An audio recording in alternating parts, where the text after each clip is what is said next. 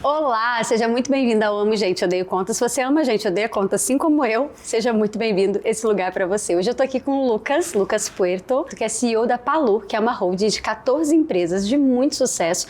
E não só a gente vai falar de crescimento, como a gente vai falar também de como sustentar esse crescimento e mais. Quem é o Lucas quando ele não está sendo CEO da Palu? Lucas, seja muito bem-vindo, muito obrigada por estar aqui. E eu quero acrescentar, gente, antes do Lucas falar, que ele é mentor de gestão, liderança e finanças para negócios digitais. Seja muito bem-vindo. Muito obrigado pelo convite, um prazer estar aqui. Imagina, estou muito feliz que você esteja aqui também.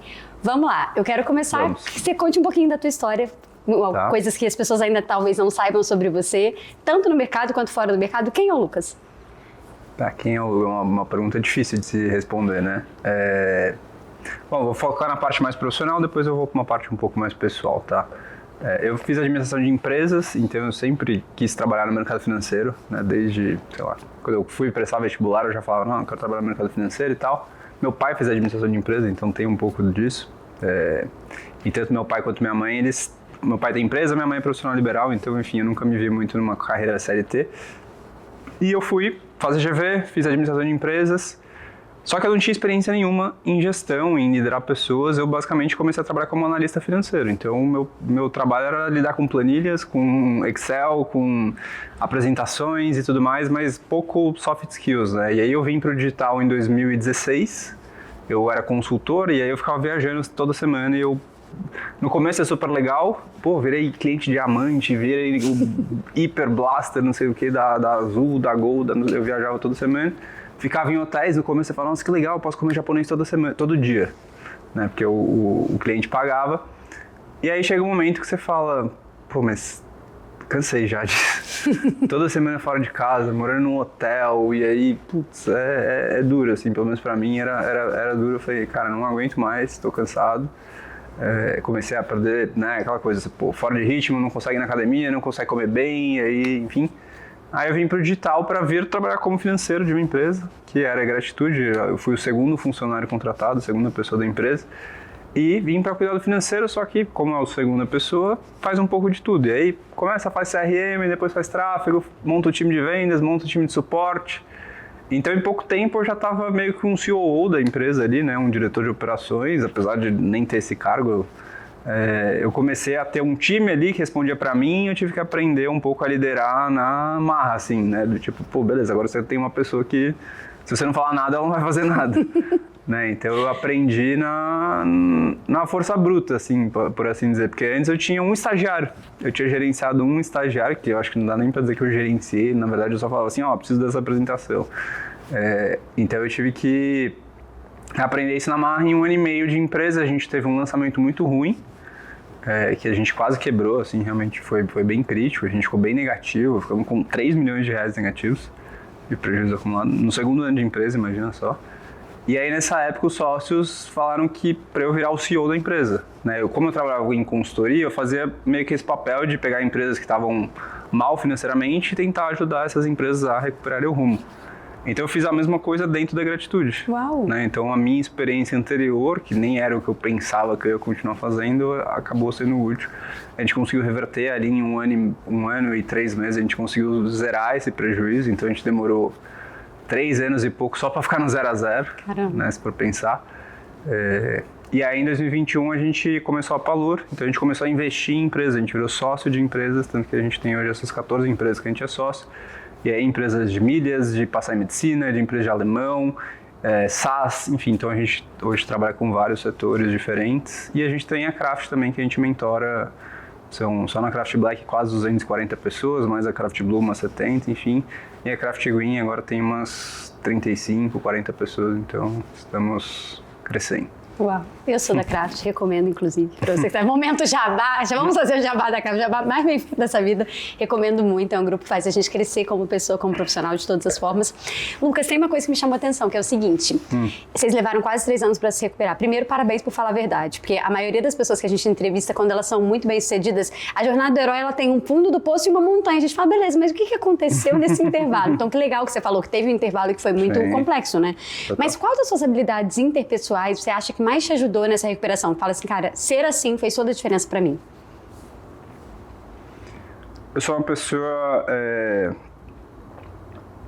de poucos picos e poucos vales. Então, assim, se o negócio dá muito certo, eu não sou a pessoa que vai ficar ultra empolgada, só que isso também, quando a coisa tá ruim, também me mantém numa coisa meio basilar, assim, sabe? Então, eu acho que no fim, eu não sei se essa frase é do Napoleão, que ele fala, né? O gênio militar é que ele consegue lidar normalmente com uma situação problemática. Né? Então, eu acho que tem um pouco disso, de você, beleza, você tá com 3 milhões no negativo, como é que você sai desse buraco? A maioria das pessoas surtaria, né? E justamente por ter esse perfil um pouco mais... então, sei lá, uma pessoa normal vai daqui até aqui, eu vou daqui até aqui, sabe? Enfim, tá fazendo sentido? Sim, muito sentido. Então, acho que conseguir me manter ativo naquele momento ali, né? Conseguir segurar essa pressão e, beleza, o que a gente tem que fazer para resolver, né? Então, eu tenho que renegociar com o fornecedor, tem que ligar para não sei quem, sem focar muito na tarefa, assim, ao invés de ficar pensando no tamanho de um buraco de 3 milhões. Eu acho que isso foi muito importante, assim, né? E, claro, você conseguir... Porque o que aconteceu? A gente teve que desligar uma parte muito grande da equipe e tudo mais, né? Porque você tem um prejuízo gigantesco desse, ou você desliga ou você fecha a empresa. E aí, como que você mantém quem ficou? Tem uma frase, eu gosto muito de um livro, né, que ele fala justamente sobre essa situação, que é o lado difícil das situações difíceis, do Ben Horowitz. E ele fala que poucas empresas passam por um layoff e conseguem contar a história depois. Né? E a gente acabou, nesse período, a gente acabou fazendo 2 vezes isso. Uau. Porque a gente fez um desligamento, aí a gente tentou continuar maior, não deu certo, eu falei, não, vamos reduzir muito agressivamente. É que dói, né? Você fala, vou um pouquinho, pra ver se não precisa ir mais. Exatamente. Então, não vamos sair do escritório porque dá pra gente organizar, não sei o que, não. Aí chegou um momento que eu falei, não, vamos... A gente foi pro escritório 4 vezes menor. A gente tinha um andar inteiro num prédio e aí depois a gente foi pra um quarto. Tinha um conjunto só, né? Eram 4 conjuntos, Sim. A gente tinha um só. Era uma tripa gigante assim. E aí era tudo apertadinho. A gente sentava numa mesa, aquelas mesas únicas. Assim, gestão horizontal na prática. Era eu, o gestor de tráfego do lado, a pessoa do comercial, era todo mundo junto. Então, eu acho que essas 2, né? Então, conseguir lidar bem com o período crítico, né? Acho que isso é muito importante. E o segundo, de conseguir manter o time que estava ali dentro, apesar de ter passado por 2, é muito difícil você passar por isso, né? Muito, muito duro de você conseguir manter. Conseguir manter o ânimo e essas pessoas realmente comprometidas, mesmo terem passado 2 vezes por isso, eu acho que foi bastante importante. Sem isso, não teria como reverter. Não, foi incrível. É muito difícil mesmo. E 2 perguntas, na verdade. A primeira é, como saber a hora de persistir e de desistir? Porque muito se fala no mercado e não desista. Às vezes a gente tem que desistir da estratégia, claro. Do jeito que tá. Como saber, assim, alguém que tá nessa situação hoje, por exemplo, né? Talvez você esteja assistindo a gente ali, não sei se estou dando certo, não sei se vou dar certo. Como a pessoa sabe que ela tem que persistir e quando ela sabe assim, cara, larga a mão disso e vai fazer outra coisa? Legal. Acho que assim, a primeira parte é uma autoavaliação completamente honesta se você está entregando tudo que você consegue. Né? Porque eu vejo que a gente mentora muita gente e tal, e muitas vezes a pessoa vem do tipo, eu quero entrar no digital, mas não está dando certo. Aí você fala assim, mas quantas vezes você está postando por semana? De vez em quando eu posto uma. Tipo assim, você não está fazendo o máximo, né? Pra dar certo, pra esse negócio realmente virar o negócio da sua vida, você não tá fazendo o máximo possível. Tipo, teu máximo é o mínimo. Exato. Hoje agora já é o negativo, né? Quando eu comecei em 2016, talvez postar uma vez por semana fosse razoável. Hoje é tipo, cara, você vai ser esmagado por gente que posta 7 vezes por dia. Então assim, acho que a primeira fase é uma autoanálise sincera, né? Então falar, realmente eu tô entregando o que eu precisaria? Eu tô fazendo o volume que eu preciso? Eu sempre falo, né, eu acho que aí vou focando numa parte mais de gestão, quando eu vou analisar métricas, eu gosto de analisar métricas de entrada e métricas de saída, de input e output. Métricas de entrada basicamente são as métricas que você controla. Então, quantas ligações eu vou fazer por dia, quantos posts eu vou fazer, quantos vídeos no YouTube, quantas propostas eu vou mandar, enfim, coisas que você tem controle efetivo. Então, sei lá, você quer perder peso? Coisas que você tem controle. Quantas vezes na semana você vai na academia? Quantas refeições fora da dieta você vai fazer por semana? Quantas calorias? Enfim, então você tem controle disso. As métricas de saída são os resultados efetivos. Beleza, fui na academia, passei lá um mês. Beleza, baixei meu peso, subi meu peso, ganhei massa, perdi gordura, enfim.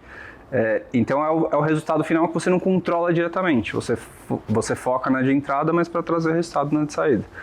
Então, eu acredito que a pessoa precisa ter clareza, então, das métricas de entrada, do tipo, beleza, eu quero estar no digital, eu quero me desenvolver como líder, pô, o que eu tô fazendo? Eu tô lendo os livros, eu tô estudando, eu tô fazendo curso, eu tô assistindo esse podcast.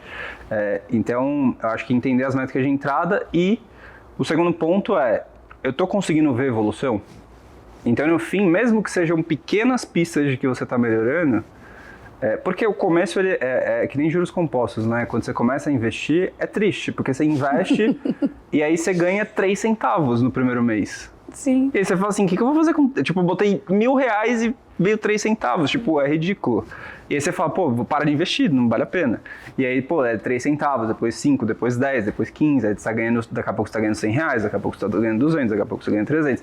Então, os juros compostos, ele vai devagarzinho até que ele sobe, né? E conteúdo é a mesma coisa, né? Muitas vezes você tem lá, produz 100 vídeos, pô, o 100º ele tem uma viralização e isso ajuda todo o seu canal, né? Então, eu acredito que tem um pouco disso, né? Então, você ter clareza de pequenas... Você está conseguindo evoluir? Se você não estiver conseguindo evoluir, se você está fazendo realmente o que você precisaria fazer, e aí acho que faz sentido pensar em desistir. Então, eu iria um pouco nesse caminho, assim, eu estou fazendo o que eu preciso e segundo, eu estou vendo evolução, né? Se eu não estiver vendo evolução, mesmo fazendo tudo que está no meu alcance, aí talvez realmente, pô, talvez eu esteja na área errada, talvez eu esteja fazendo a estratégia errada, talvez eu tenha um especialista errado, talvez eu não seja um bom mentor do jeito que eu achei que eu seria, enfim, né? Então, eu acho que isso é bem importante. Enfim, não sei se eu respondi. Muito. Se você está pensando em desistir ou persistir, se você assistir só esse pedaço, já tá valendo pra você. Você fica com esse pedaço, vai tocar a tua vida. Mentira, assiste até o final. Lucas, como é que é a rotina de um CEO? Porque as pessoas pensam às vezes que é uma coisa assim, né? Meu Deus, o CEO acorda e a Havaianas abandonam, 14 empresas, a Havaianas abandonam ele e a esposa, que no caso o Lucas é casado. Como é que é a rotina de um CEO? Uma rotina normal. Vai, acorda. Vamos lá, minha rotina no dia a dia. Então eu acordo geralmente 6h15 e eu acordo também bem cedo no final de semana, mesmo se eu não botar relógio, eu acordo, meu corpo já acostumou. A primeira coisa que eu faço é medito, né? Então já faz... Eu tô há 2.500 e tantos dias seguidos. Muda a vida, né? Meditando. Muda. Meditação realmente é muito importante para eu manter essa... o cérebro controlado e o que eles chamam de monkey mind, né? Que é só, preciso pagar uma conta, preciso fazer não sei o que. A meditação para mim é essencial hoje. Para mim não tem como não fazer. Então, meditação, tomo café, academia, volto para casa, como de novo, como pós-treino, tomo banho. Aí depende do dia, assim, alguns dias eu vou gravar. Como que eu geralmente separo a minha agenda, tá? Acho que isso talvez seja útil. Eu geralmente deixo as tarefas da manhã mínimo possível de reunião. Uhum. Então eu faço ou atividades criativas, seja gravar, por exemplo, eu gravo muito melhor no começo do dia do que no final, né? Porque... Olha, nós mulheres gravamos melhor à tarde, porque a gente acha que a gente está desinchada. Sim, todo homem gosta de gravar de manhã, né? Curioso. Eu gosto de gravar de manhã porque eu tô mais criativo, né? Então acho que você gastou menos energia mental. Sim. Então para gravar vídeo do YouTube, eu gravo muito mais rápido de manhã do que de tarde. Curioso. Então eu geralmente deixo para gravação. Então, por exemplo, agora eu estou gravando umas entregas da minha mentoria, então eu gravo de segunda e sexta. Então, segunda e sexta de manhã, às 9h30 ou 10 horas eu começo a gravar e eu deixo para analisar relatórios, então eu tenho que ver lá o DRE das empresas, né? Vou acompanhar lá como é que estão as coisas. Então eu geralmente deixo ali 1 hora, 1h30, travo minha agenda para fazer isso, e aí de tarde eu deixo para mentorar e fazer reuniões internas, né? Então basicamente eu tento separar a minha agenda desse jeito para manter a minha cabeça mais estratégica, que é de manhã, com mais espaço, e de tarde para mentorar e fazer as reuniões, né? Então eu tento se quebrar um pouco nesse caminho, assim. Eu não gosto muito dessa coisa do tipo, terça-feira é meu dia de reunião. Eu, pessoalmente, na quinta reunião já tô... Sim. Já desliguei, assim, já tô fora do ar, assim, já. Eu gosto do tudão, porque eu fico fazendo a mesma coisa. Eu prefiro quebrar, mesmo que tenha quebra, mesmo que tenha a voltar no estado de flow, eu não, assim, fazer, sei lá, mentoria, bota 8 mentorias seguidas, cara, não tenho capacidade. Uau! E por falar em mentoria, a gente, a Black eu conheço muito bem, a Blue, comecei na Blue, mas a Green é algo muito novo, vamos falar um pouquinho da Green. Como é o Lucas como mentor? Vixe, aí tem que perguntar para os meus mentorados, né? Não foge, Lucas. Não, vamos lá. Você que é mentorado do Lucas e vai assistir esse podcast, que ele também vai divulgar provavelmente, coloca aqui, como é o Lucas como mentor? Comente. Eu acho que assim, eu tenho muito do que o Vinhas tem de visão de mentor, né? Eu acho que eu tento trazer também muito essa proximidade, né? Entender os negócios dos mentorados, né? Não ser só uma pessoa X, né? Então, pô, o que a pessoa faz, quais são os problemas dela, quanto ela fatura, qual que é o nicho que ela tá, né? Então, trazer essa proximidade efetiva. Eu tento, assim, em tudo que eu faço de produção, seja mentorando, seja produção de conteúdo, canal do YouTube, etc., eu sempre tento simplificar coisas mais complexas, né? Meu cérebro ele funciona muito em quebrar em etapas ou processos mais claros. Assim, eu sou uma pessoa que eu acho que eu tenho dificuldade de pegar uma coisa muito abstrata, então eu preciso quebrar essa coisa abstrata, beleza, isso aqui são 4 passos. O primeiro passo é esse, o segundo passo é esse, o terceiro passo é esse, o quarto passo é esse. Então, eu tento sempre simplificar ao máximo. Beleza, por que você precisa fazer o one-on-one? Por causa disso, disso, disso. Por que você precisa fazer a reunião semanal? Por causa disso, disso. Por que o farol do lucro é importante, né? Então, quebrar isso em etapas e coisas que eu consigo, de alguma maneira, explicar para qualquer pessoa, né? O Richard Feynman, né, que é um físico muito famoso, ele fala... o ponto para você entender o que você está falando é você conseguir explicar para uma outra pessoa de uma maneira simples, uma pessoa que não conhece o seu assunto, e essa pessoa consiga entender, né? Então eu tento sempre simplificar isso e estar próximo das pessoas. Acho que esses são os grandes pontos. E assim, claramente existe um gap de gestão, liderança e finanças no digital. Claramente, assim, a gente mentora há muitos anos e continua vindo os mesmos problemas. Meu time não consegue trabalhar, eu tô burnout, eu tenho que trabalhar 14 horas por semana, meu financeiro está completamente desorganizado, não sei quanto é que eu tô lucrando, não tenho reuniões que funcionam, eu preciso ficar lá apagando incêndio o tempo todo. Então essa é uma coisa muito constante. E aí eu entendi, eu falei, beleza, eu acho que eu preciso realmente falar sobre esse assunto porque não tem ninguém falando. Sim. Então existia esse gap de mercado e eu entendi que fazia sentido eu focar nisso e dedicar para essa parte específica. Então a Craft Green ela surge para cobrir esse gap mesmo, assim, né, de realmente encontrar um caminho mais simples do que o meu, que foi batendo cabeça, do tipo, beleza, tem um cara de tecnologia, eu não sei fazer o negócio que ele sabe fazer, como é que eu gerencio essa pessoa? Como é que eu lidero? Como é que eu crio um plano de desenvolvimento? Como é que eu sei que ele está fazendo um trabalho bom? Se eu não sei o código dele. Hoje com a IA até dá pra você fazer, né? E avalia pra mim aqui, né? Enfim, na época, né, eu tive que aprender isso na marra. Então eu tive que aprender como construir um fluxo de caixa, como construir um DRE, como dar feedback, como demitir alguém. Nunca tinha demitido uma pessoa, então, né, eu tive que aprender. O que você fala quando você vai demitir a pessoa? Oi, você tá demitido? Você Acabou pra nós, deu ruim. Você pergunta como tá a família, você demite na sexta-feira à tarde. Então, são várias coisas que eu não tinha a menor ideia. E aí eu fui aprendendo na porrada, assim, né, na força bruta. Você vai meio carregando todo mundo, assim, e vai cometendo vários erros. Então, no fim é isso, é você cortar caminho e não errar a mesma coisa que eu errei. Essa é a ideia. Tem 2 perguntas baseadas nessa resposta que você trouxe que eu acho que podem ser muito úteis para quem vai escutar a gente. A primeira é, você tem vários sócios, eu poderia perguntar de todos, mas eles são 14, né? A gente vai ficar aqui número 2, vai ter a última chamada. Mas vamos falar principalmente da Mari e do Rodrigo, né? Quais as características que o Vinhas e a Mari te emprestam?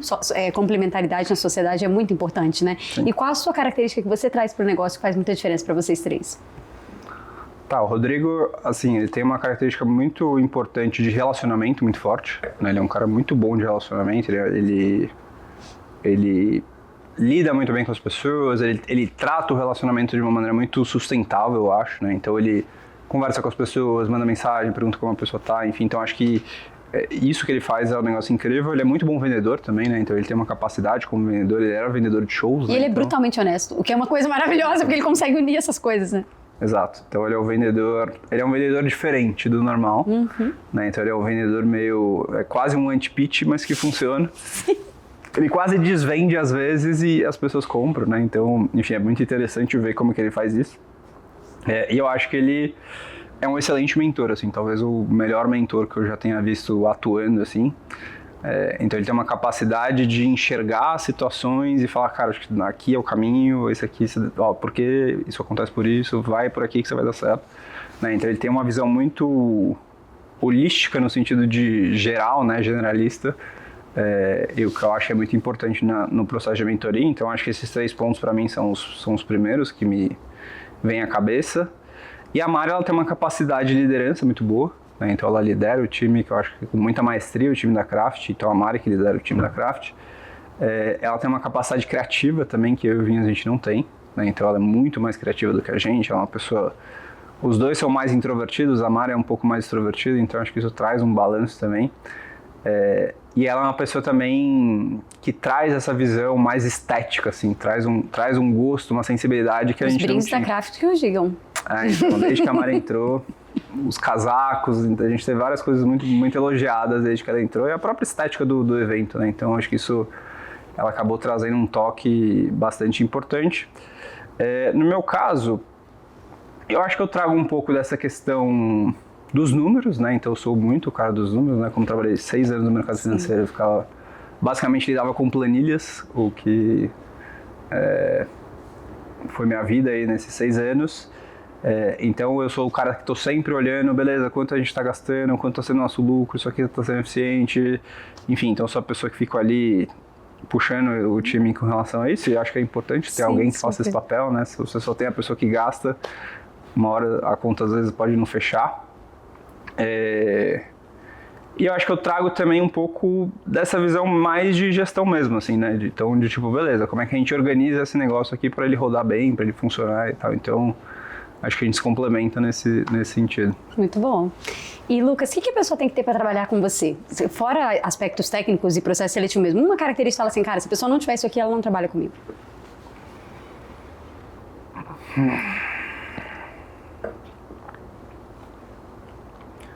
Eu acho que a grande questão no fim é comprometimento. É vontade, assim. Porque assim, eu acho que tem uma característica, né? Se você olhar todo mundo que tem sucesso no digital, e acho que no fim, na vida como um todo, né? Tem um componente meio obsessivo. Eu não conheço uma pessoa bem-sucedida que não foi obcecada pelo menos por um período de tempo. Eu concordo com você. Então, assim, e você pega as pessoas que continuam no mercado há 5, 10 anos, são pessoas que várias delas poderiam parar de trabalhar tranquilamente, já estão com a vida completamente resolvida. Sim. E elas continuam buscando desafios cada vez maiores.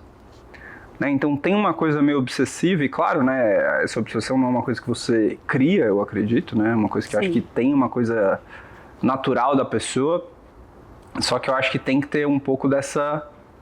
Tipo assim, você quer estar do meu lado realmente fazer o negócio funcionar, você precisa estar comprometido também.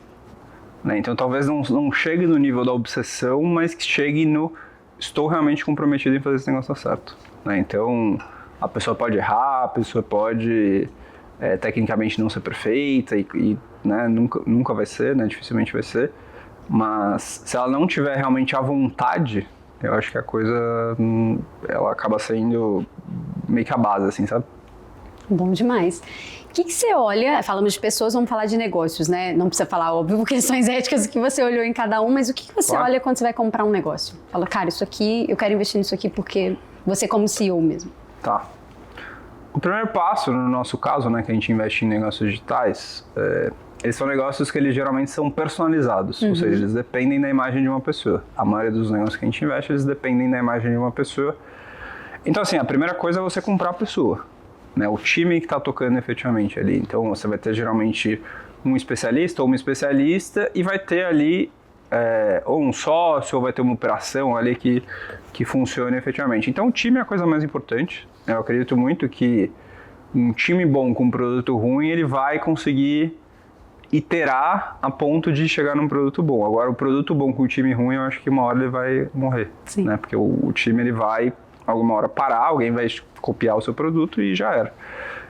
Então, eu acredito que o time é o corte, a fase de corte. Ele fatura muito, não sei o que, mas a pessoa não é boa.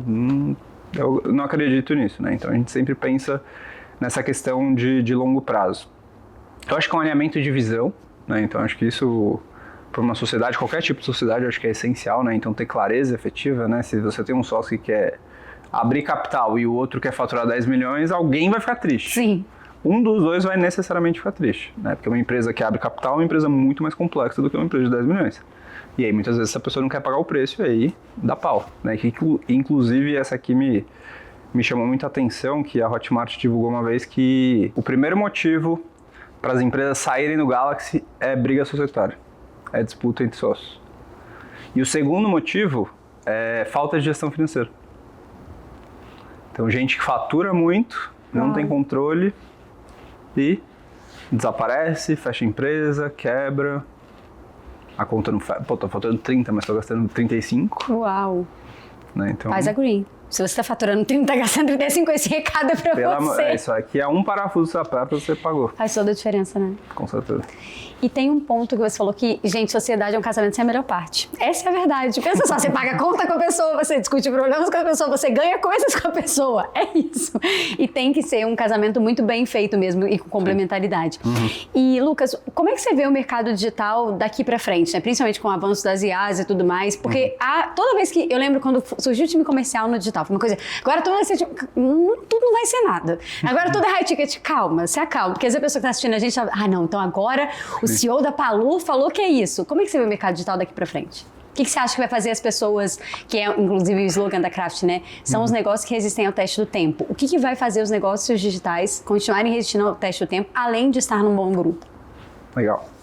Eu acho que assim, no fim, os princípios eles vão continuar existindo. No sentido assim, as pessoas querem ter bons produtos, resolvem seus problemas da maneira mais rápida possível, né? Então, se você estiver preocupado em entregar bem, em deixar seu cliente satisfeito, em oferecer mais coisas para ele, em você produzir um bom conteúdo, eu acredito que tudo isso vai ser essencial. A questão que é ir atrás beleza, eu consigo entregar mais velocidade. Pô, será que eu consigo entregar meu método empacotado e a pessoa poder perguntar, isso aqui vai ajudar? Eu tenho uma IA que te ajuda a implementar o negócio. Então, no fim, acho que é isso. O Jeff Bezos, ele fala, né, quais são... As pessoas sempre me perguntam as coisas que mudam. Eu quero saber as coisas que não mudam. O meu cliente, ele quer 3 coisas. Uma grande seleção, né, opções de compra, um preço barato e que chegue rápido. Eu sei que isso nunca vai mudar. A pessoa vai falar assim, não, eu prefiro receber em 20 dias ao invés de 5. Não existe. Sim. Né? Então, no fim, as pessoas deveriam procurar quais são as coisas que não vão mudar. Eu tenho certeza que você já mandou mensagem para algum médico, para alguma prestação de serviço, que a pessoa mal te responde direito. A IA vai acabar com tudo. É loucura, né? Então, enfim, acho que o mercado está se sofisticando naturalmente. Né? O mercado, né, há 10 anos atrás, ele era muito mais tosco, só que você tinha também muito menos informação. Eu, quando eu comecei a fazer tráfego, eu tinha que comprar curso americano. Sim, não tinha, né? Tinha. Tô pensando na época que você começou, não tinha mesmo. Eu comprava na Udemy. Eu fiz um curso presencial, na semana do meu aniversário, eu gastei uma grana e eu não aprendi praticamente nada. Aí eu comprei um curso na Udemy, que era muito ruim. Mas eu comprei um de Google da Udemy, que era muito bom. Enfim, então eu fui... era tentativa e erro. Sim. Você ali meio caçando o que dá certo, o que funciona. Então, eu acho que assim... precisa acompanhar o que está acontecendo, mas as coisas importantes, elas vão se manter. Né? Então, acho que a grande questão da IA é como que você pode tornar o seu trabalho mais eficiente dentro da sua empresa. Como que você pode acelerar o resultado do seu cliente, né? Então, como é que você usa a IA para isso? Se você conseguir fazer isso, você vai conseguir se manter, na minha visão. E aí, você precisa ter, né, bons times, uma boa gestão, acompanhar seus números, né? Não fazer essa coisa do tipo, torra dinheiro como se fosse infinito. Escolha um bom sócio, né? Então, combine muito. Eu brinco, né, que quando a gente faz contrato, eu falo assim, e sempre que eu vou fazer um contrato, eu falo essa. A gente vai fazer contrato como se a gente fosse inimigo, pra gente ser amigo pra sempre. É muito bom isso.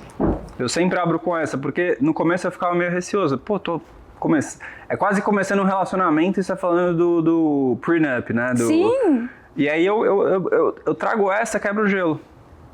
Aí eu falo, cara, a gente vai conversar como é que vai ser se encerrar, de quem que é o canal do YouTube, já combina tudo na saída, entendeu? Uau. Você perde essa coisa do tipo, lá na frente a gente vê, e aí você vai discutir, eu achei que era isso, você, né, cada um tem a sua, o bom senso, não existe uma única resposta, então acaba que você pode ter uma briga grande lá na frente, porque você não combinou lá atrás, então eu acho que isso é muito, muito importante. Hoje tudo que a gente faz vamos combinar, deixar certinho, como é que funciona se não der certo, né, então já trazer esses assuntos que geralmente a gente escondia para debaixo do tapete para luz do dia. Você falou, né, que vocês tiveram ali esse momento muito difícil nos 3 primeiros anos de empresa. Depois disso, qual foi o momento mais difícil para você como líder e qual foi o que você se sentiu mais satisfeito e pensou, caramba, chegamos lá? Mais difícil? Acho que teve um momento difícil na pandemia, né, do tipo, primeiro que ninguém sabia quando ia acabar, né? Eu não sei se você lembra, no começo era, não, uma semaninha em casa, 2 semaninhas, 1 mês, 2 meses, 3 meses, 4 meses. Eu lembro que eu tava voltando da Bahia, cheguei no Rio e falei, por que tá todo mundo de uma coisa estranha? Aí as coisas fechadas, falei, não, gente, imagina. Exagero. Não me cancelem, mas eu fui bem negacionista nos primeiros dias. Aí depois eu me liguei, sabe? Mas eu acho que ficou todo mundo assim, todo mundo meio, metade tava muito apavorada e a outra metade tava, não, deixa disso. Estão exagerando, né? Não, é isso. Enquanto você tá no meio do furacão, né, ninguém tem informação clara. Tem os ultra sensacionalistas, tem os tipo, não, isso não é nada, fica tranquilo, né? Então, enfim. E tem a gente que tenta ser lúcido, falando, calma aí também. Vamos ver o que tá rolando. Então, acho que esse foi um momento...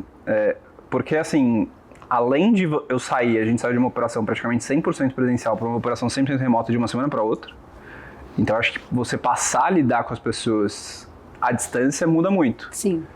Porque gerir à distância, e a gente está remoto desde então, eu acho que é um outro, assim, eu acho que tem um outro nível de jogo necessário para que você consiga fazer uma operação como essa rodar bem, do mesmo jeito que você consegue fazer no presencial. Total. Então, acho que essa foi uma mudança importante, né? Então, conseguir... E aí, pandemia, cursos online, né?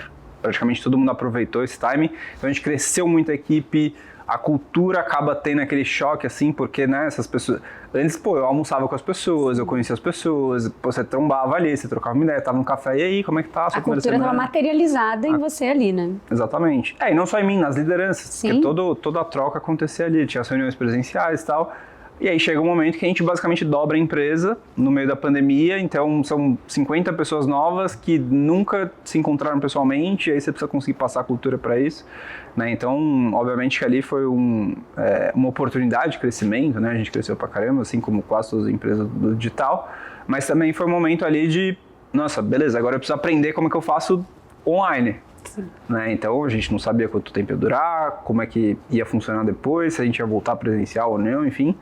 Então a gente precisou se adaptar ali efetivamente. Então acho que esse foi um momento bastante complexo. Um momento que para mim foi bem marcante, assim, foi quando a gente tinha um programa de bonificação na Gratitude na nossa agência. E aí no primeiro mês que a gente virou o jogo e pagou o primeiro bônus, assim. Então até hoje eu tenho um e-mail que eu mandei, pessoal, com muito orgulho, que a gente conseguiu passar do 0 a 0, vocês vão receber a bonificação hoje pela primeira vez e tal. Então isso pra mim, eu lembro que foi muito marcante, assim, porque essas pessoas, a maior parte delas estava junto com a gente quando aconteceu os lançamentos ruins e tal. Então a gente conseguir fazer esse retorno, acho que foi muito importante, né? E que bonito um cara de números ficar emocionado do seu jeito com algo que envolve as pessoas. Que legal mesmo. Muito legal. Foi muito legal. Foi um bom e-mail enviado. Manda pra gente botar na edição um pedacinho, manda. Eu mando. Ah, que legal. Eu muito tenho feliz que seja isso, assim. Que legal. Okay. E, bom, vamos lá. A Craft cresceu no último ano 111%. Falei até devagar, porque eu acho que é um número que merece destaque. Não é todo negócio que cresce isso. Não é todo negócio no digital que cresce assim e com as pessoas satisfeitas, né? E eu tô lá, então eu posso falar com muita propriedade. O que você acha, a que se deve, né? Quais alguns aspectos que se deve a esse crescimento? E é um produto, né? Para quem não conhece, é um mastermind, gente, é um produto de alto ticket que exige uma entrega muito grande. O que você acha que se deve, assim, cara, isso aqui crescemos por esse motivos? Tá, vamos lá. Alguns motivos importantes, né? Eu acho que primeiro a gente tem muito claro na nossa cultura a questão da obsessão pelo cliente, né? Que é o nosso valor, ele é o nosso valor chave, assim, ele norteia todos os outros valores porque ele seria o principal, se a gente tivesse escolher um só, seria a obsessão pelo cliente, né? Então, eu acho que tem isso, né? A gente evoluiu muito o nível dos eventos no ano passado. Então a gente saiu de um evento, sei lá, nota 8 para um evento consideravelmente melhor. Ali não vou falar nota 10, enfim, acho nota 11. Obrigado, é bom ter um terceiro falando, porque eu sou um pouco viesado nesse caso. Então, assim, a gente se preocupou muito com melhorar os eventos, a gente se preocupou muito também em adicionar mais coisas, então a gente trouxe os eventos de implementação, que eu acho que foi um baita acerto. E a gente sempre tentou não perder o contato com o cliente, né? Então sempre foi uma preocupação, se a gente for para 200 pessoas, será que a gente vai conseguir ter contato com os clientes?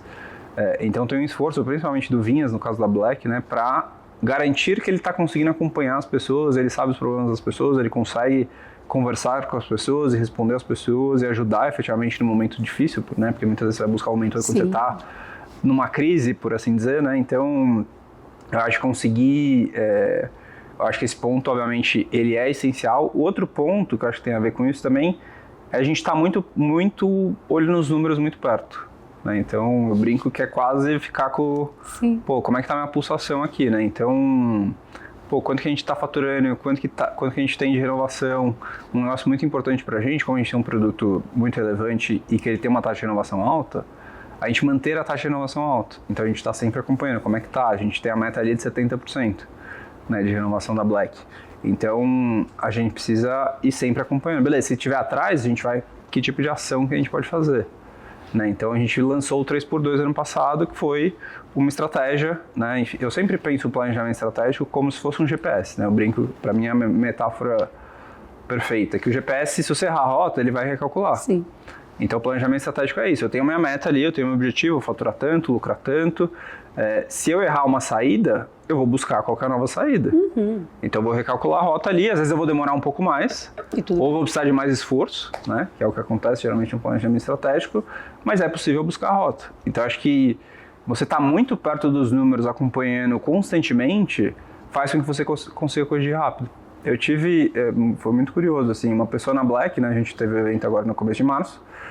Me falou assim, Lucas, eu tenho... Pô, minha empresa cresceu pra caramba, a gente tá tendo uns resultados muito bons e tal, só que esse ano eu perdi a mão do financeiro. Ele falou assim, nossa projeção era ter um orçamento de 3,6 milhões em janeiro e fevereiro, em 2 meses só. Então é um gasto bem relevante. Ele falou assim, quando eu fui ver, a gente tinha gastado 5 milhões. 1,4 a mais. Não foi um tantinho a mais. Não é que passou 50 mil em... Não é que o gestor de tráfego errou.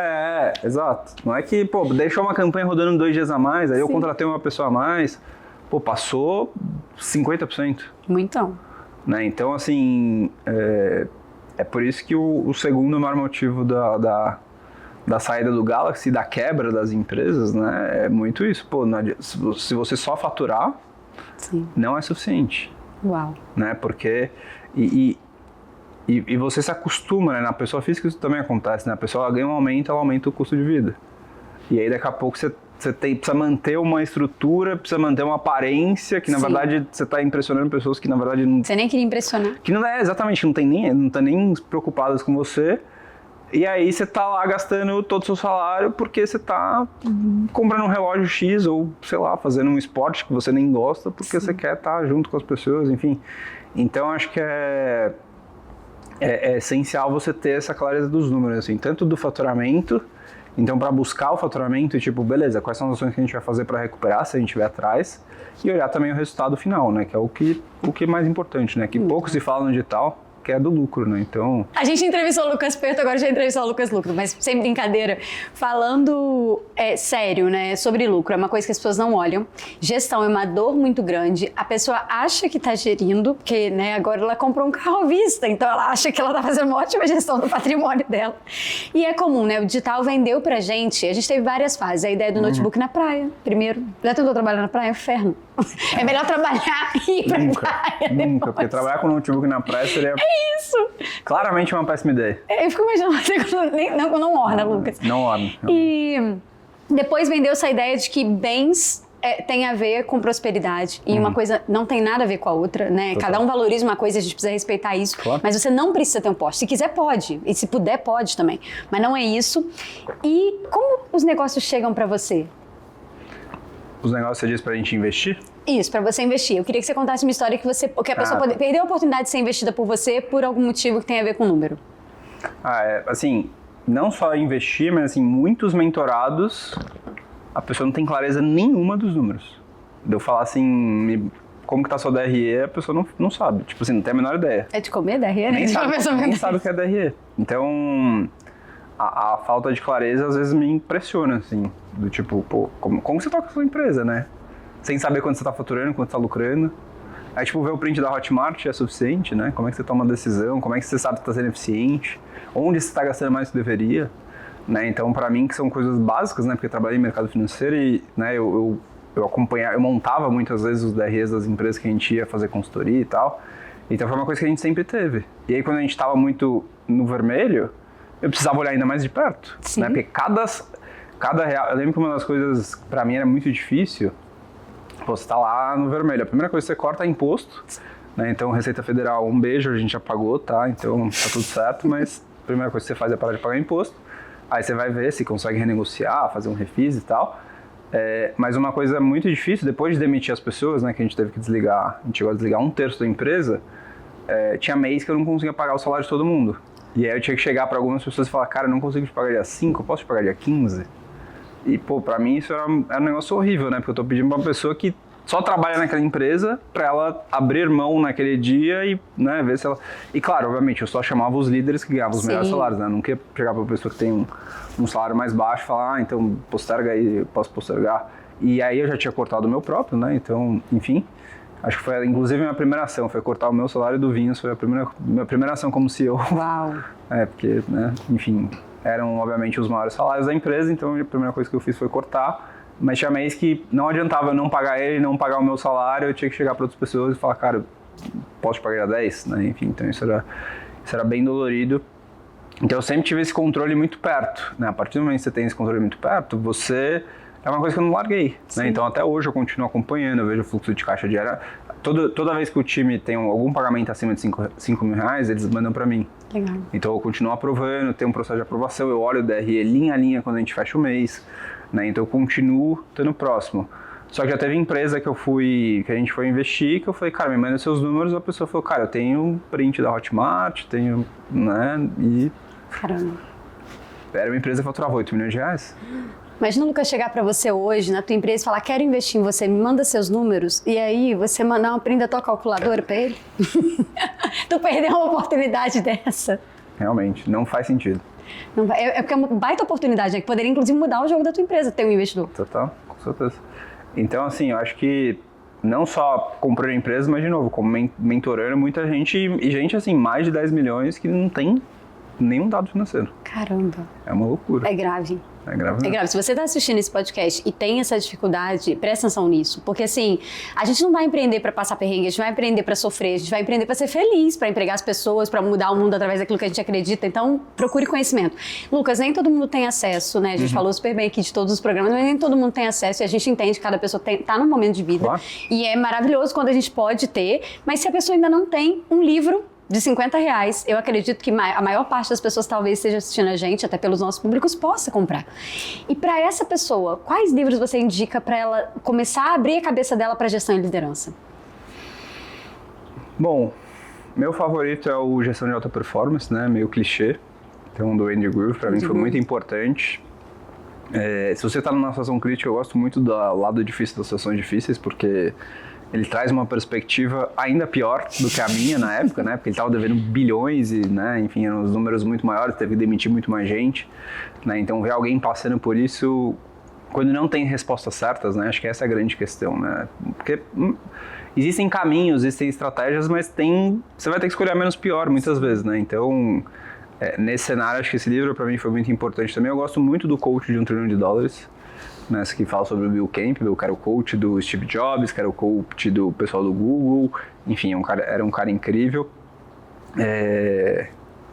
Que mais que eu gosto? Eu gosto muito do Empatia Assertiva, sobre feedback, né, então como dar um feedback sem ser um babaca, né, então esse livro para mim é muito bom também. Eu gosto do Liderança e Propósito, do Fred Kaufman.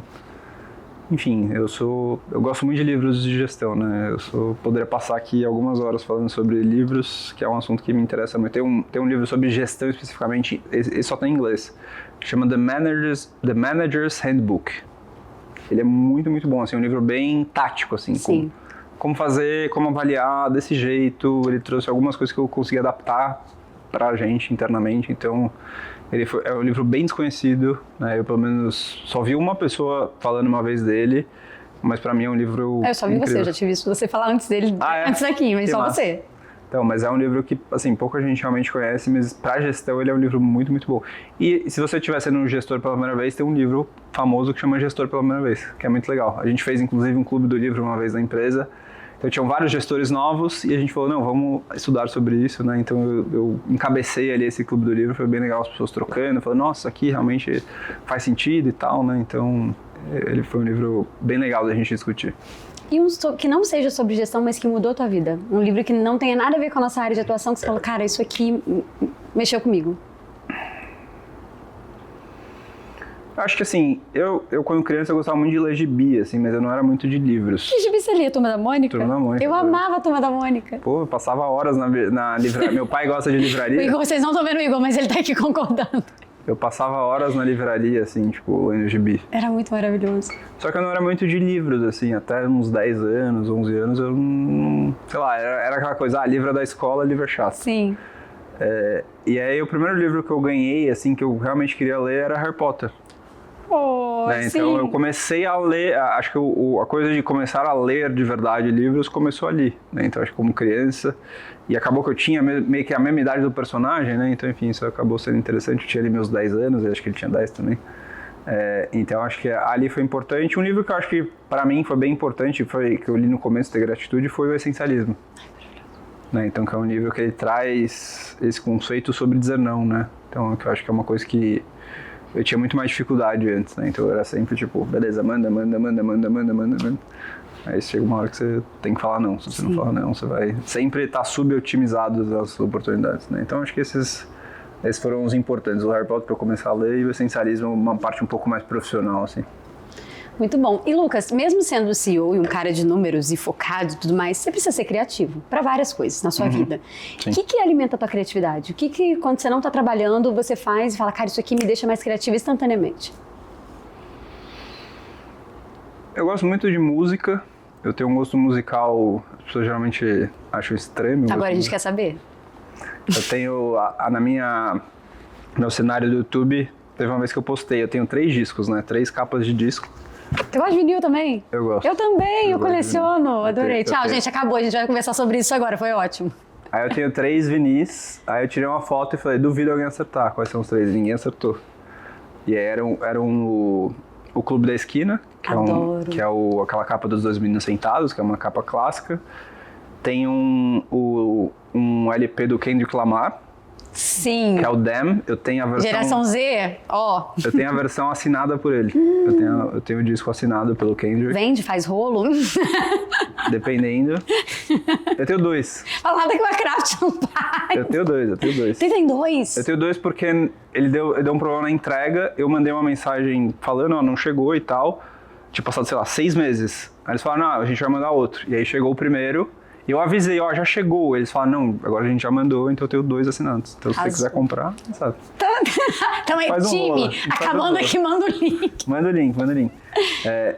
Aí tem... E o último álbum é um álbum do Radiohead, que é uma das bandas que eu mais gosto. Então eu tenho o Hail to the Thief lá. Então são os 3 álbuns que eu deixo ali. Que legal. Então meu gosto musical é bastante eclético. Cara, é muito bom o teu gosto musical, inclusive. Oh, obrigado. Arrasou. É que quem gosta de vinil tem uma coisa mais velhinha, né? Eu te entendo, tem Beatles, aí Metallica. Eu entendo. A gente tem uma coisa mais... Sim. Entendo muito. E a melhor parte de gostar de vinil é caçar vinil. Porque as pessoas falam, você pode comprar. Não quero na Amazon. Mas não me interessa, eu quero ir num lugar, que aí tem um monte. Aí eu acho um que eu queria um tempão, não tinha lugar nenhum.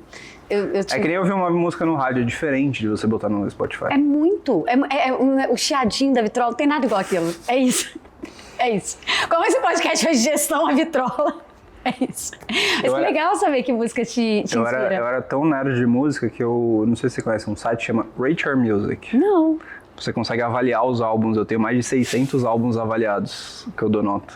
Quando ele não tá avaliando planilhas e pessoas, ele tá avaliando álbuns, gente. Eu tenho 600 álbuns avaliados. Jura? Me conta um raro que você ainda não achou e gostaria de ter. Vixe, muitos. Nossa. Eu vou falar um bem alternativo. Eu gosto muito de uma banda canadense chamada Godspeed You Black Emperor. É uma banda de... Peraí que a gente não entendeu o nome, vamos entender a banda agora. Godspeed Black... Não. É enorme o nome da banda, eu não conheço. É enorme o nome da banda. É uma banda de post-rock canadense. Uau, agora eu quero conhecer. Então eles têm um álbum muito bom que chama...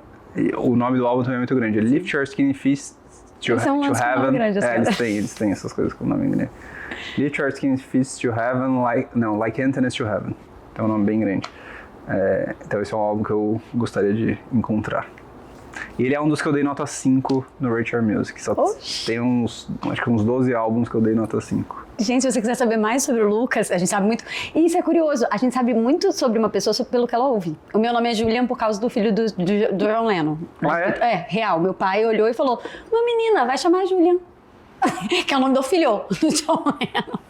Então, música faz muito parte da minha vida também, te entendo. Minha galera toda, todo mundo coleciona em casa vinil, minha mãe tem 2 vitrolas, aquela coisa toda. E aí, a coisa legal da vitrola, não sei se você sente isso, mas é que uma visita chega na tua casa, ela nunca vai pegar teu celular, abrir, que ela nem tem a senha, e mudar no Spotify. Mas se tiver um disco tocando na vitrola e ele acabar, alguém vai passar e vai virar e vai sentir a vontade para aquilo. Eu acho que a vitrola une as pessoas. Faz sentido. Faz sentido. Total. Então, Mas música pra mim é muito importante. Eu gosto muito de série também. Qual série você assistiu por último agora e é legal? Qual a sua preferida? Tô vendo The Pitt. Já viu? Já ouviu falar? Já. No hospital em Pittsburgh. É de emergência. Então, é bem legal. Tá um tempão nas primeiras colocadas Tá aí bombado. assistidas, tá famosa. Tá bem bombado. Então, The Pitt é muito legal. Que mais? Agora a gente começou a ver Mad Men. Mad Men. Eu nunca vi. Eu também não, e todo mundo fala. Breaking Bad também nunca consegui assistir. Tô passando vergonha? Tá. Gente, obrigado, viu? Jura? Vale a pena? Breaking Bad é a minha série favorita. É a melhor série. Nunca consegui assistir. Não, faça esse favor pra si mesmo de não... Você tem a vantagem de poder aproveitar isso pela primeira vez. Jura? Breaking Bad é incrível. Tá. Gente, ó, Mas, vocês, passa a vocês primeira- vão anotando as dicas. Tem livro, tem vinil, tem série. Passa a primeira temporada. A primeira temporada é um pouco mais lenta, é a construção do personagem, mas... Eu senti isso com Peaky Blinders. As 3 primeiros Dá. capítulos, eu falei, nossa, eu nunca vou assistir isso. No quarto, meu Deus, Thomas Shelby. Sim. Não, depois você dá uma chance pra Breaking Bad. Só passa a primeira temporada, são 7 episódios. Você já viu? Só eu tô passando vergonha? Viu? Você tá sendo atacada por não assistir Breaking Bad. Sim. Você tá Eu acabar não passei aqui, tanta vergonha nesse podcast. vai como ter eu que tô passando acabar aqui e hoje. assistir Breaking Bad. Sua lição de casa hoje. Plano de ação do podcast. Olha, eu fiz uma call com o pessoal lá da Santé, da Black. Tá tudo ótimo com a empresa, mas não assistiram Breaking Bad. Então, assim, precisa resolver isso. Vamos desligar. Crítico. Corta. Corta as Muito pessoas. bom. Breaking Tá, Bad por que é a sua incrível. série preferida? Por que é minha série preferida? Porque eu acho que ela traz uma construção de personagem diferente. Então as séries, elas geralmente são muito estereotipadas. Né? Então é sempre o personagem bonzinho que ele é tipo, nossa, meu Deus, o cara nunca Ai, eu fez nada de detesto. Eu gosto de errado. personagem complexo. Você não sabe se é bom, se é ruim, você quer torcer, você quer matar. Então, o Walter White é isso, assim, ele é o cara que ele é um professor de química, ele descobre, esse já é o primeiro episódio, tá? Então eu vou te dar spoiler só do primeiro episódio. Ele descobre que ele tem câncer, um câncer terminal, e ele não deixou dinheiro nenhum pra família. E ele começa a fabricar metanfetamina pra justamente prover pra família dele. Né? Então é um objetivo Nobre. supostamente. O objetivo é nobre, Sim. o caminho não. Né? Então, é essa questão, o quanto que é válido você fazer isso, o quanto que ele está fazendo pela família, o quanto ele está fazendo por ele, porque ele tem uma carreira, ele tinha uma possibilidade de ser sócio de uma outra empresa, ele não virou, ele virou um professor, né? Isso de alguma maneira é uma coisa que afeta ele, enfim, então os personagens são muito bons. Que né? nervoso, Então, agora eu quero ver.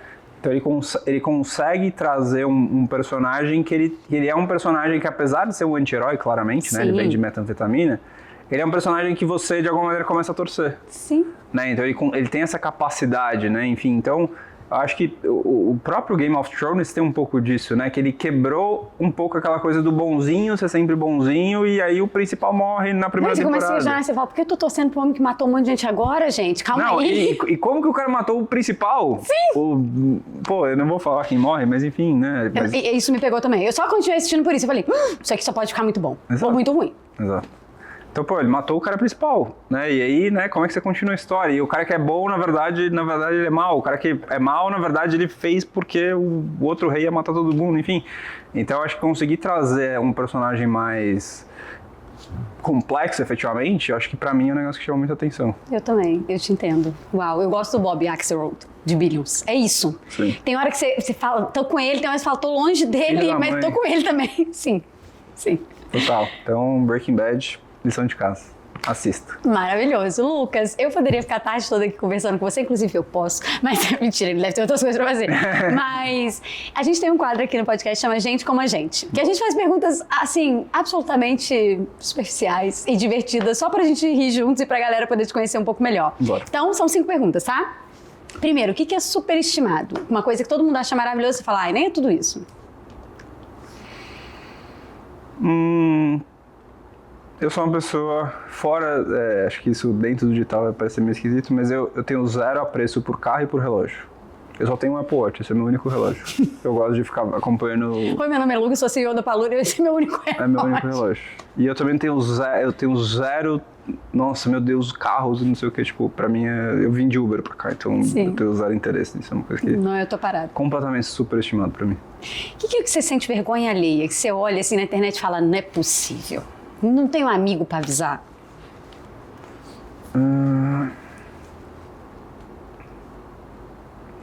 Eu acho que é sustentação brega, assim.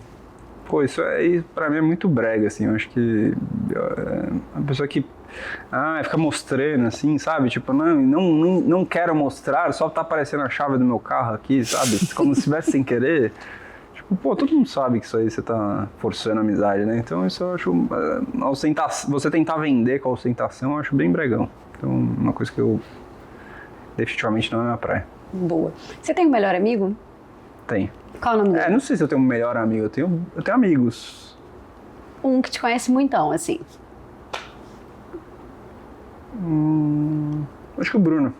Se eu ligasse pro Bruno agora e falasse, Bruno, tô aqui com o Lucas no podcast e me fala uma coisa que ele pode dar uma aula pro mundo e uma coisa que ele precisa aprender. O que ele falaria? Uma coisa que ele pode dar aula pro mundo? Ele falaria alguma coisa de financeiro, provavelmente. Algo de finanças de empresa, alguma coisa nesse sentido. Ou marketing digital, talvez. Tá. Porque não é a praia dele, né? Então ele tá fora do mercado. Então pra ele, eu trabalho com marketing digital. Então, talvez alguma coisa assim. Qual que é a segunda pergunta? Perdão? A segunda é, o que o Lucas precisa aprender? Isso aqui, desde que a gente é amigo, ele precisa aprender isso aqui. Pode ser qualquer coisa, andar de moto, andar de bicicleta, jogar golfe. Precisa aprender? Pô, ele gosta de charuto, eu não fumo não, então talvez aprender a fumar. Adorei. Bruno, quando você encontrar com o Lucas agora, ofereça um charuto pra ele. Não que eu queira, mas acho que ele diria que eu deveria aprender isso. Com quem você tomaria um café hoje, vivo ou morto? Você vivo, a pessoa pode estar viva ou morta. Bom saber. Eu tomaria com a minha avó. Com a minha avó, tá viva. Eu fiz uma cara Tá viva. Eu fiz uma cara de fico feliz, eu fico Tá triste. viva, tá viva. Tá viva. Como é que é o nome da tua avó? Regina, Não, dona Regina, mostra esse 94 podcast pra anos. ela. Onde ela mora? São Paulo mesmo? Campo Grande. Oh, Campo Grande. que lindo. E por último, uma frase que norteia a tua vida. Uma frase que norteia a minha vida? Caramba, essa é... Vou pensar. Vou trazer uma do essencialismo. Se não é um sim óbvio, é um não. Uau.